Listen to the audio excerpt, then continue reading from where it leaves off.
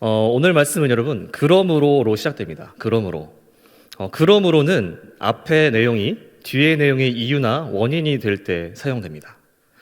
오늘 말씀을 이해하기 위해서는 요한복음 5장 앞부분의 내용을 살펴볼 필요가 있는데요. 요한복음 5장 앞부분에 보시면 예수님이 베데스다라는 못에 가셨는데 그곳에서 한 병자를 만나게 됩니다. 그 병자는 38년 동안 병으로 고통당하던 사람이었는데 예수님이 그의 병을 고쳐주셨죠. 그런데 여기서 문제가 발생합니다. 예수님과 병자 사이에 문제가 생긴 게 아니라 이 소식을 듣게 된 유대인들의 무리에게서 문제가 발생하죠. 38년 된 병자는 자신의 병을 낫게 해준 분이 예수라는 사람이라고 유대인들에게 이야기하는데요. 예수님이 병자의 병을 낫게 해주신 행위 자체는 문제가 되지 않았습니다. 아무런 문제가 되지 않았지만 그 시기가 그들에게 문제가 되었습니다. 그 시기. 예수님이 병자를 고치신 때는 안식일이었습니다. 안식일. 유대인들은 안식일에 관해서 지키는 여러 가지 관습들이 많이 있었는데요. 그 중에 제7일은 안식일인즉 아무 일도 하지 말라라는 관습이 있었습니다. 유대인들에게 있어서 안식일을 지키는 관습은 전통이며 자신들의 삶의 자체이며 중심이었죠. 그렇기 때문에 유대인들은 자신들의 관습에 따라 안식일에는 아무것도 하지 않는 것이 자신들만의 법이었습니다. 습관처럼 무조건 지켜야 하는 법. 그래서 심지어 과거에 그들은 안식일에 전쟁이 나게 되면 전쟁에 나가서 싸우기보다 오히려 가만히 칼에 맞아 죽는 쪽을 선택했다고 합니다. 안식일을 어길 바에 죽겠다 이런 거죠. 그리고 그 전통은 오늘날까지도 이어지는데요. 이스라엘의 한 항공사는 안식일에 비행기 운행을 전면 금지하고 있다고 합니다.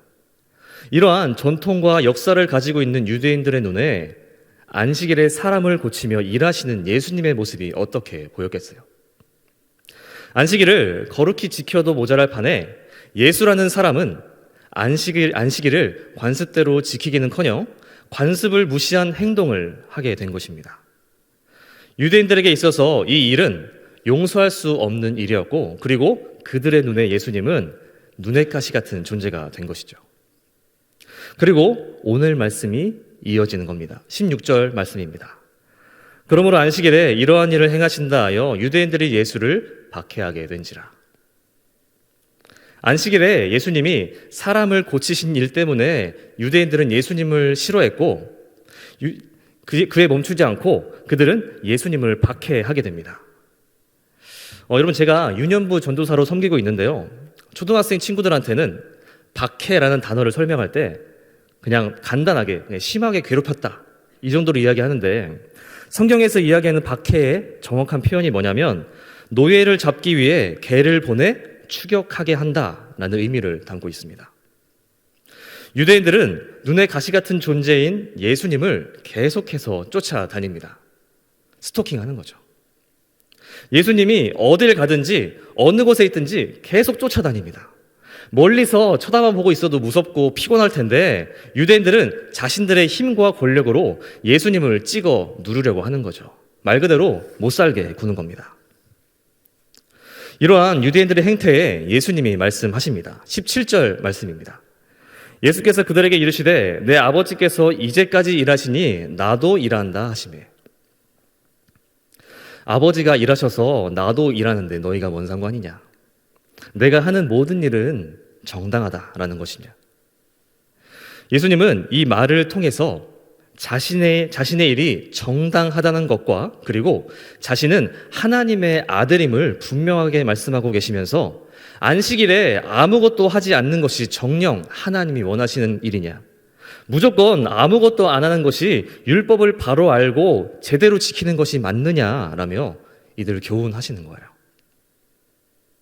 자, 이 말을 들은 유대인들 반응이 어땠을까요? 그렇지, 예수의 말이 맞아. 우리가 틀렸구나. 예수를 따르자라고 했으면 얼마나 좋았을까요?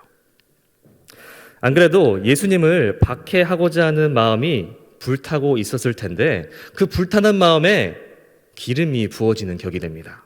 18절 말씀입니다.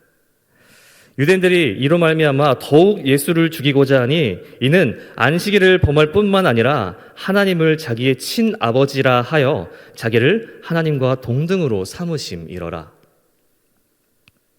예수님의 교훈에 유대인들은 어떤 생각의 전환이나 마음을 바꾸려 하지 않았습니다. 오히려 예수의 말을 듣고 그들이 예수를 싫어하고 죽이게 될 이유를 한 가지 추가하죠. 뭔가요? 신성모독.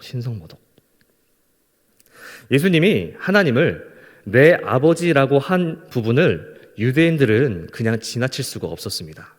자신들이 섬기는 하나님, 출애굽할 때부터 모세와 함께 자신들을 이끌었던 하나님이 너의 아버지라고? 너 따위가 하나님의 아버지야? 하나님의 아버지라고 할 수 있어? 하나님을 모독하지 마. 이렇게 되는 거죠. 여러분, 유대인들은 앞서 소개해드렸던 관습 하나조차 어떻게든 지키기 위해 목숨을 걸기도 하고 자신들의 삶 전체를 내어놓을 정도로 하나님이 주신 율법이라면 껌뻑 죽는 사람들이었습니다. 그렇게 지극정성으로 하나님을 섬기는 자들에게 하나님은 내 아버지다라는 말은 하나님에 대한 반역이며 하나님과 동등됨, 즉 하나님과 같아지려고 한다는 교만으로밖에 여겨지지 않는 것이죠. 여러분, 지금까지의 말씀을 살펴보면 유대인들이 예수님을 박해하고 죽이려고 하는 것에는 다 이유가 있어요. 이유가 없이 단지 그냥 예수가 싫어서, 예수가 인기가 많아져서 그냥 싫은 게 아니고 단순히 그냥 예수라는 사람을 죽이고 싶은 게 아니라 다 이유가 있다고요. 자신들이 목숨처럼 지키는 안식일을 범하지 않나 그들에게 있어서 예수님을 박해할 만한 이유는 너무나도 충분했습니다. 당연히 그들의 입장에서는 예수님을 박해하고 죽여야만 했죠. 당연히 죽여야죠. 결국 유대인들은 자신들이 지키며 살아왔던 삶의 방식과 예수님의 삶의 방식이 달랐기 때문에 예수님을 박해하게 된 거예요. 나는 하나님에 대해서 그렇게 생각하지 않는데 쟤는 왜 저렇게 살아? 내가 살아왔던 삶의 방식이 아니라 저런 방식으로 말하고 행동하면 이건 하나님을 모독하는 거야. 그러니까 하나님을 모독하는 저놈 박해하고 죽여야 돼. 이렇게 되는 거죠. 이처럼 예수님을 박해하고 죽이고자 하는 유대인들에게는 이유가 충분했고 당시 사회적 분위기도 당연히 그래야만 했습니다.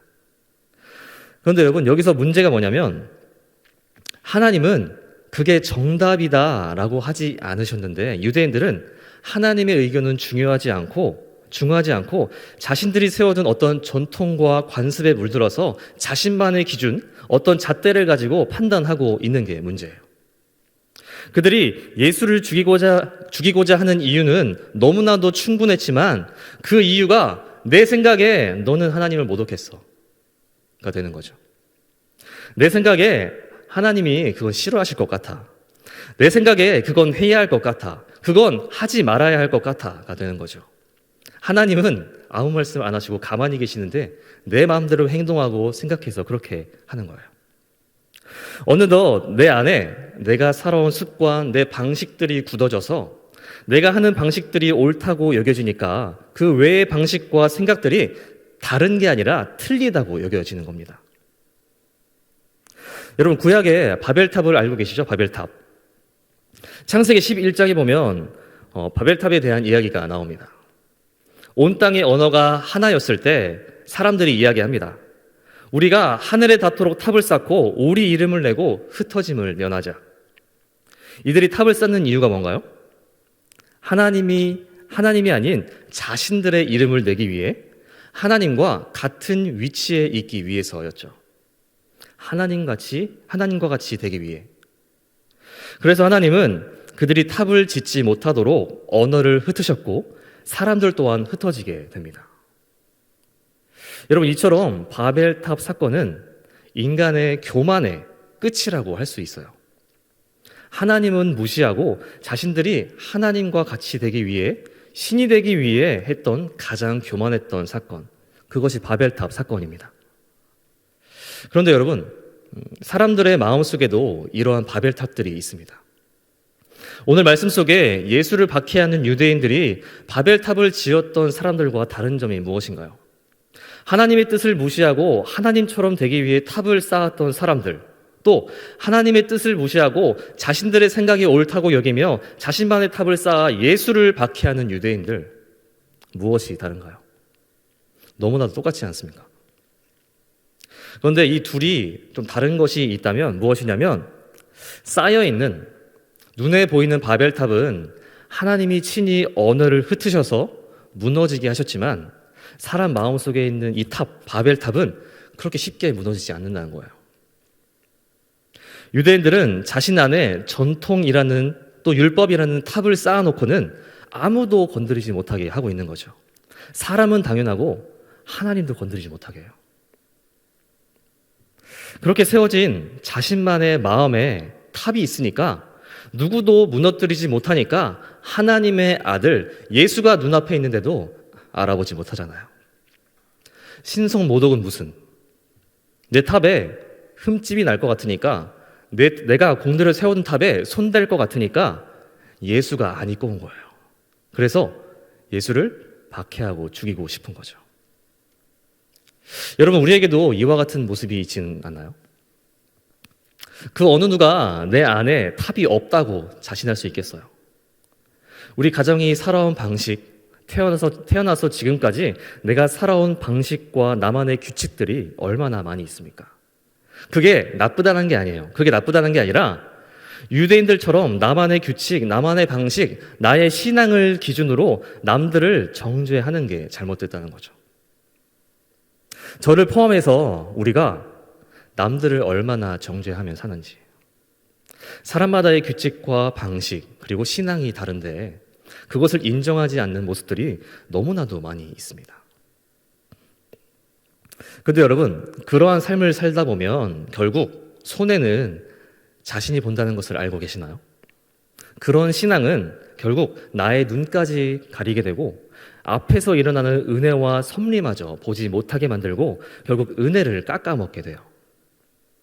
유대인들이 예수님을 알아봤다면 얼마나 좋았겠어요. 아, 하나님의 아들이 내 앞에 계시는구나, 이렇게 했으면 얼마나 좋았겠어요.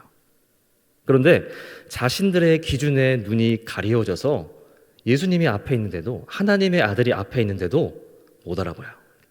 하나님이 은혜를 떠서 먹여주려고 해도 먹질 않는 거죠.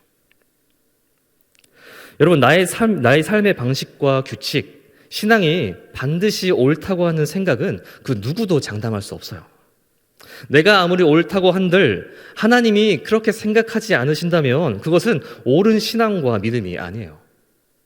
우리가 가진 신앙과 믿음의 옳고 그름은 내가 판단하는 것이 아니라 하나님만 판단하실 수 있습니다. 자, 이제 예수님의 대답을 들은 유대인들, 그들은 예수님을 죽이고자 했죠. 이에 대해 예수님은 자신이 누구인지, 자신이 왜 하나님을 내 하나님이라고 하는지, 또 자신이 어떤 권세를 가지고 계신지 말씀하십니다. 19절의 말씀입니다. 그러므로 예수께서 그들에게 이르시되 내가 진실로 진실로 너희에게 이르노니 아들이 아버지께서 하신 일을 보지 않고는 아무것도 스스로 할 수 없나니 아버지께서 행하시는 그것을 아들도 그와 같이 행하느니라. 일단 예수님은 유대인들에게 이렇게 이야기하십니다. 나는 너희의 생각처럼 하나님께 대항하는 자가 아니라 나는 철저히 하나님께 종속되어 있는 존재다라는 것을 말씀하고 계시는 거예요. 하나님이 아니면 나도 아무것도 할 수 없어. 하나님이 보내셨기에 내가 있고 하나님이 일하시기에 나도 일하는 거야 라는 것입니다. 그리고 계속해서 20절 말씀입니다. 아버지께서 아들을 사랑하사 자기가 행하시는 것을 다 아들에게 보이시고 또 그보다 더 큰 일을 보이사 너희로 놀랍게 여기게 하시리라. 유대인들에게 있어서 하나님은 아브라함과의 언약을 통해 자손들을 세우신 하나님, 과거 모세를 통해서 애굽 땅에서 자신들을 인도해내신 하나님, 자신들이 지키고 있는 율법을 주신 하나님, 그리고 사울과 다윗을 통해 이스라엘 나라를 세우신 하나님 정도였을 것입니다. 그런데 여러분, 20절에서 예수님은 뜻밖의 말씀을 하세요. 뭔 줄 아십니까? 아버지께서 아들을 사랑하사. 하나님이 나를 보내시고 세우시고 또 내가 일하는 이유는 다른 게 아니라 하나님이 나를 사랑하셨기 때문이라는 거예요. 그리고 하나님은 그 사랑으로 내가 지금까지 했던 일보다, 지금까지 하나님이 행하셨던 그 어떤 일보다 더 큰 일을 행하실 거라는 거죠. 뭘로요? 사랑으로. 그리고 예수님은 21절부터 하나님의 아들의 권세를 말씀하십니다. 하나님이 죽은 자들을 살리심 같이 아들도 자기가 원하는 자들을 살리신다 합니다. 여기서 주목해야 할 것이 있는데요. 예수님께 사람을 살리는 권세가 있으신데 자기가 원하는 자들을 살리신다 합니다. 살리신다는 것은 다시 말해서 구원하시는 것을 말씀하시는 것인데 그 구원은 누구나 받는 게 아닙니다. 아무나 받는 게 아니에요. 아들이 원하는 자들만 구원을 받게 됩니다. 전적으로 하나님이 아들에게 이 일을 위임했다는 것이죠. 하나님이 예수님께 위임한 것은 이뿐만이 아닌데요. 계속해서 22절을 보시면 하나님은 아무도 심판하지 않으시고 그 심판을 다 아들에게 맡기셨다고 말씀하십니다.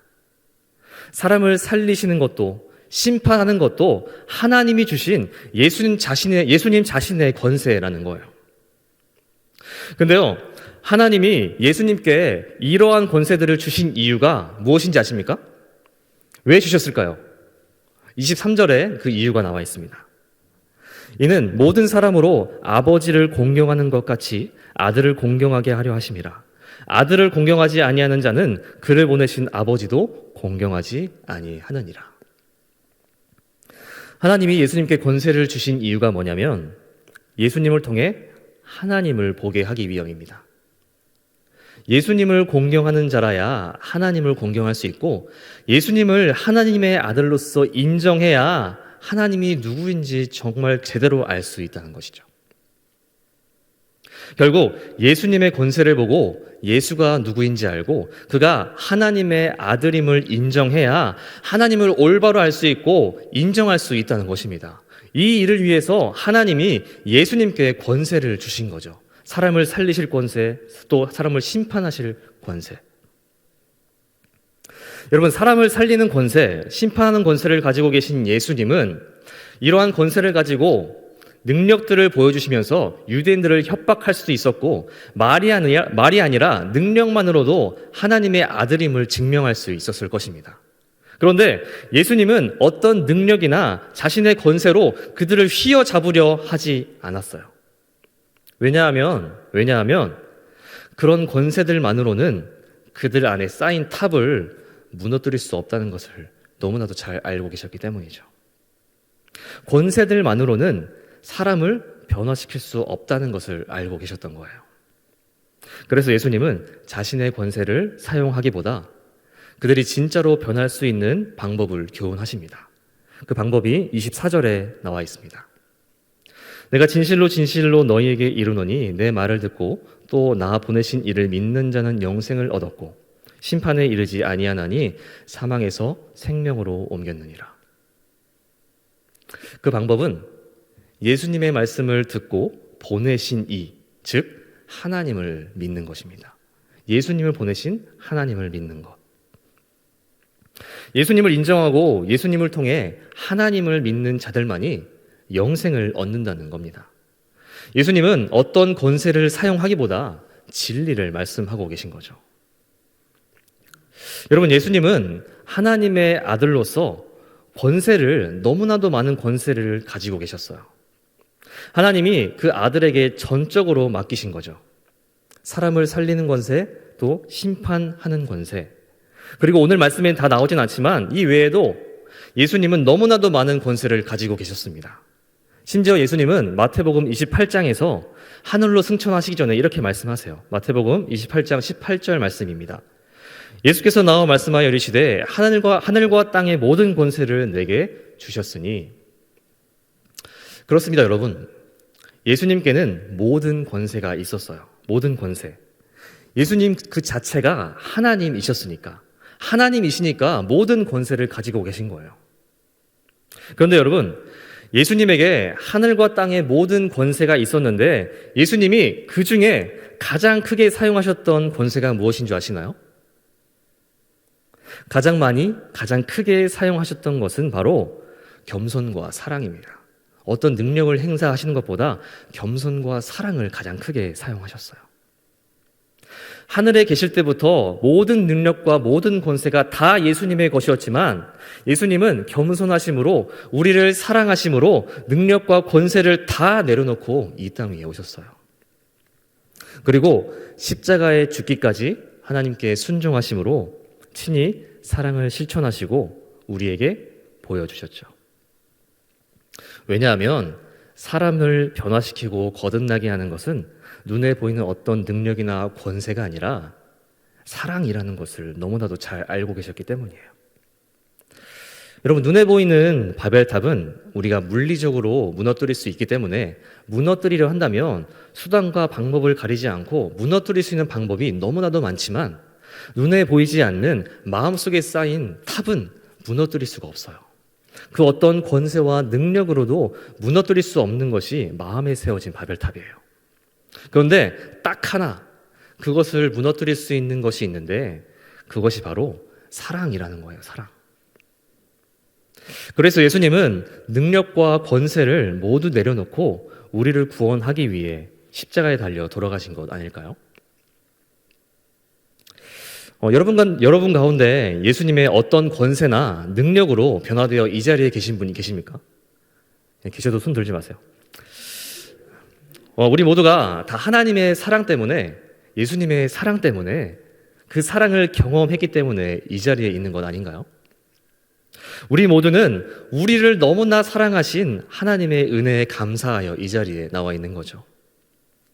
여러분, 마찬가지로 우리에게도 하나님이 주신 권세가 분명히 있습니다. 그 권세는 이러합니다.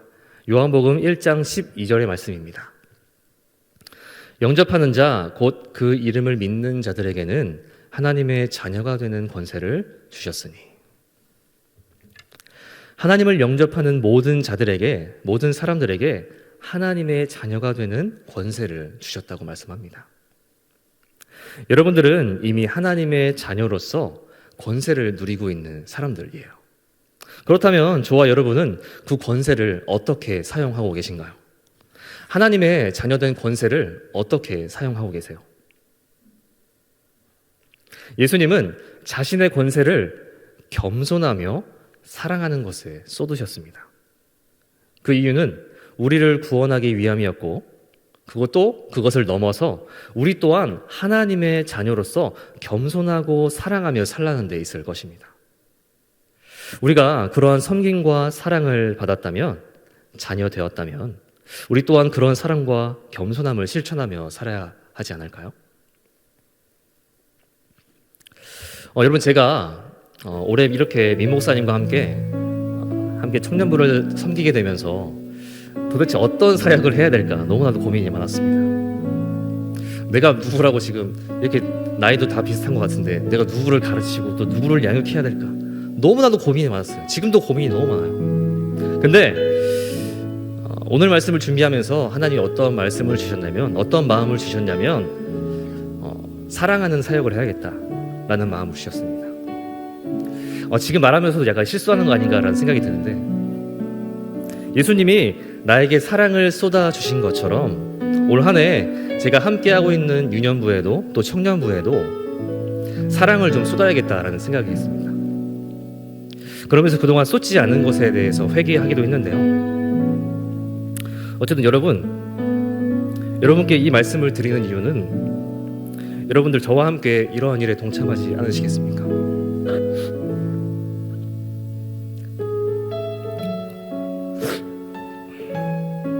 올해 교회의 표어처럼 리셋, 리스타트, 다시 한번 예수님의 사랑을 기억하며 그 사랑을 실천하기로 다짐하지 않으시겠습니까? 여러분들을 섬김의 자리, 또 사랑의 자리로 초대합니다. 그것이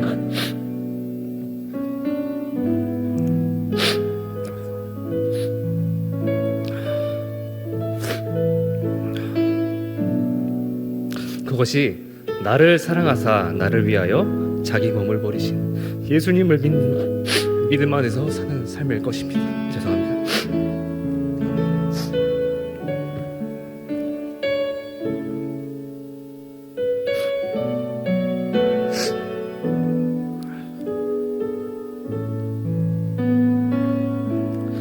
이러한 마음으로 저와 여러분이 예수님의 마음을 본받아 서로 사랑하며 또 겸손하게 하나님의 자녀된 권세를 누리며 또 하나님의 자녀다워지는 저와 여러분들 될 수 있기를 바랍니다. 함께 기도하겠습니다.